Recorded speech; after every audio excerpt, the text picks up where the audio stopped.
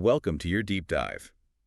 Today, we're going to be tackling Stephen Krashen's monitor theory, Oh, yeah. a set of ideas that, really shook up the world of second language acquisition Really good. back in the 80s. Hmm. We've got some excerpts from a 2021 article Okay. in Foreign Language Annals, which revisited these hypotheses 40 years later. Wow, 40 years. Talk about a long view. Yeah, What's really interesting is that while Krashen got a lot of pushback initially, he did. a lot of his core ideas are now showing up in modern research.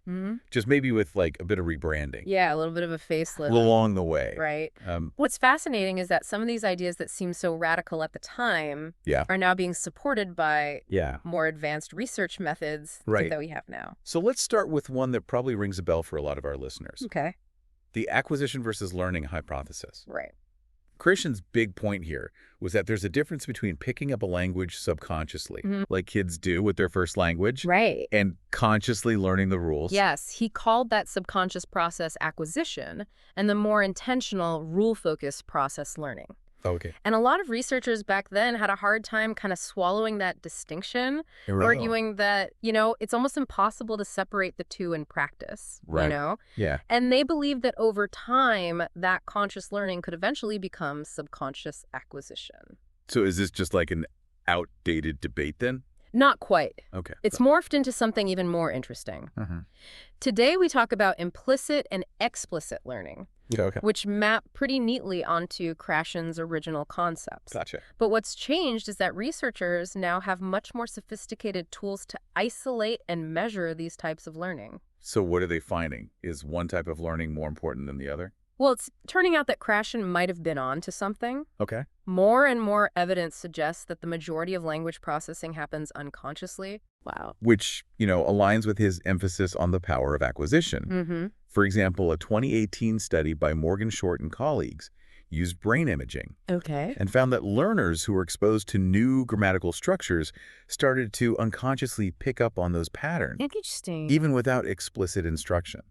So even if we're not consciously sitting down and studying grammar rules, Yes, our brains are still kind of figuring things out in the background. exactly. That's pretty cool. It is really cool. And this raises another really fascinating question. Okay.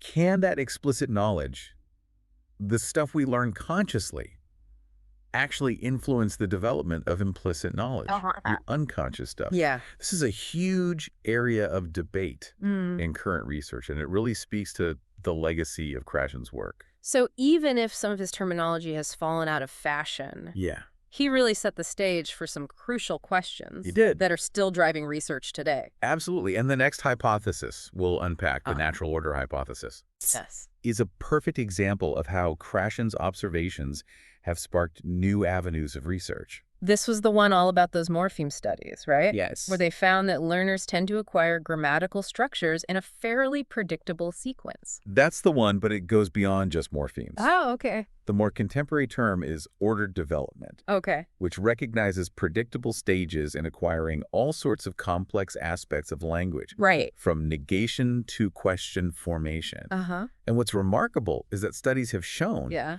these sequences seem to emerge regardless of the type of instruction or feedback learners receive. So whether you're in a classroom setting or picking up a language out in the wild, Yeah. there are certain developmental stages that learners tend to go through. It seems that way. Wow. This points to some pretty fundamental cognitive mechanisms underlying language acquisition, Wow. a kind of internal roadmap that guides the learning process. Yeah. Of course, teachers might not always see these neat and tidy stages playing out so clearly. In their classrooms. Right, because Yeah. the language used in a classroom is often more controlled Yes. and less spontaneous than what Yeah. you'd encounter in a natural setting. Right. Exactly. It makes me wonder, though, if these stages are universal Mm-hmm. or if they vary depending on the language you're learning. That's a great question. Yeah. And the research suggests that while the general order of acquisition holds true across languages, Okay. there's definitely room for individual variation within those stages. Oh, interesting. For instance, learners might use different negation strategies, even if they're at the same stage of developing negation in English. So there's like a common thread, Yes. but with unique twists and turns. Exactly. Depending on the individual and the language they're learning. Right. This brings us to perhaps the most famous and maybe the most debated of Krashen's hypotheses, Okay.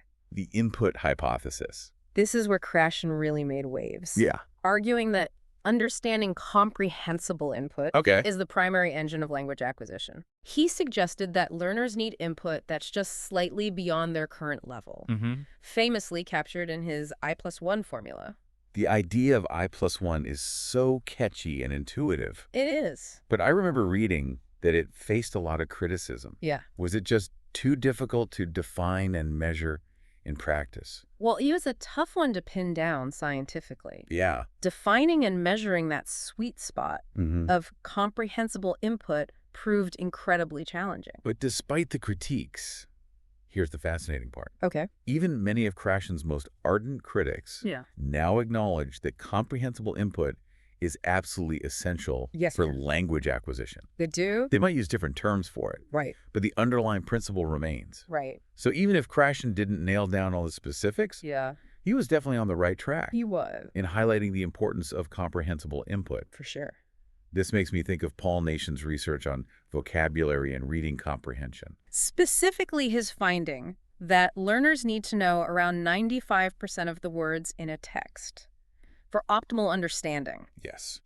Could that be seen as a way of operationalizing I+1 for reading, I think so. at least in terms of vocabulary? Yeah, that's a really insightful connection. Yeah. And it speaks to how different strands of research are starting to converge around this idea of comprehensible input as a driving force in language acquisition. It's like we're starting to piece together Yes. a more complete picture It is exciting. of how language learning really works. It is exciting. Yeah, this is really cool. Yeah. I'm enjoying this. Me too. It's remarkable to see how research from various angles keeps reinforcing that core idea. It really is. And it makes you wonder, Yeah. what does all of this mean for those of us who are either teaching a language Right. or trying to learn one ourselves? That's the million-dollar question. It is. You've given us this fascinating overview of the research. But I'm sure our listener is eager to know how it all translates to the real world of language learning and teaching. Well, if we look at what the research tells us, Okay. the big takeaway is that we should be prioritizing a rich communicative environment that's just overflowing with comprehensible input.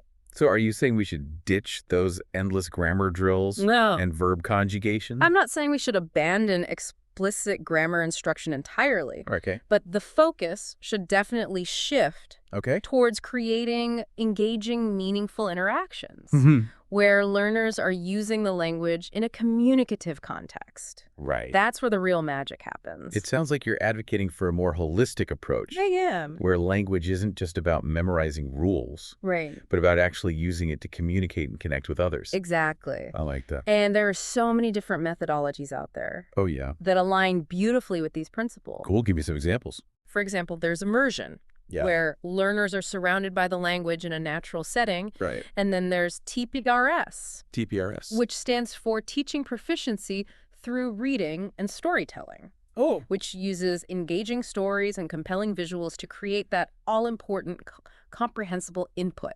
You mentioned TPRS uses storytelling. I imagine that helps with memory It does. and makes the learning experience more enjoyable too. Yeah, it does. Are there any other methods that spring to mind? Another great example is task-based learning. Okay. In this approach, learners collaborate on completing real-world tasks, Like what? like planning a trip or designing a website Okay. using the target language. Gotcha. These tasks provide a natural context for language use, encouraging learners to communicate and problem solve in a meaningful way. It sounds like all of these methods prioritize putting the language to work Did you? in authentic situations Yes. rather than just dissecting it under a microscope. Exactly. But I'm thinking about teachers who might only have a limited number of contact hours Right. with their students. Yeah, Does this input-focused approach still hold up absolutely. in those scenarios? Even small amounts of meaningful interaction can make a huge difference. Wow. It's all about maximizing those opportunities and Right. creating an environment where learners are actively engaged Yeah. in understanding and using the language, even if it's just for a short period each day. So it's not necessarily about the quantity of the input, Right. but the quality and the level of engagement. Precisely every interaction counts. I like that.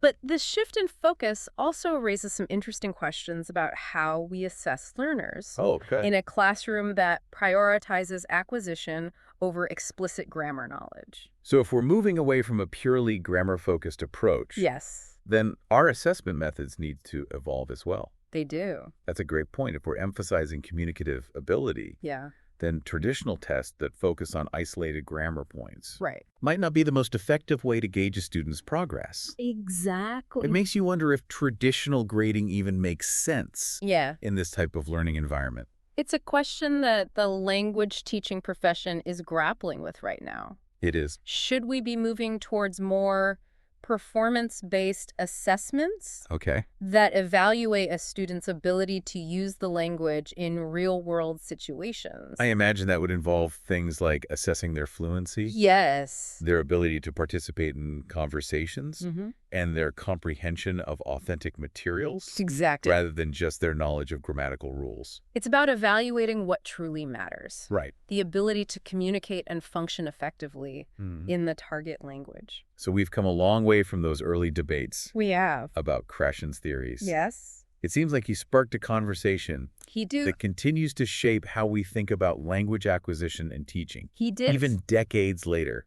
Absolutely. And while Krashen may not have gotten every detail exactly right, Yeah, his work has undeniably had a profound impact on the field. I agree. He challenged long-held assumptions, Mm. inspired countless research studies, Yeah. and ultimately pushed us to reevaluate Mm. what it really means to learn a language. It's incredible to think that ideas that were once met with such resistance have now become so influential in the field of language teaching. Hmm. What do you think it was about Krashen's work that sparked such a shift in thinking? I think Krashen had this knack for cutting through all the complexities Mhm. and presenting these ideas that were both insightful and accessible. Yeah. He really challenged that traditional grammar translation approach that had dominated language teaching for so long Yeah. and offered this more learner-centered perspective Mhm. that resonated with a lot of teachers and Yeah. researchers. It wasn't just that he presented these new ideas. Wow. It's that he backed them up Yes. with research and observation. He did. Even if those methods were later refined and expanded upon Right. as the field progressed. Exactly. I mean, even those early criticisms of Krashen's theories, Yeah. the difficulty in defining I+1 or clearly separating acquisition from learning, Right.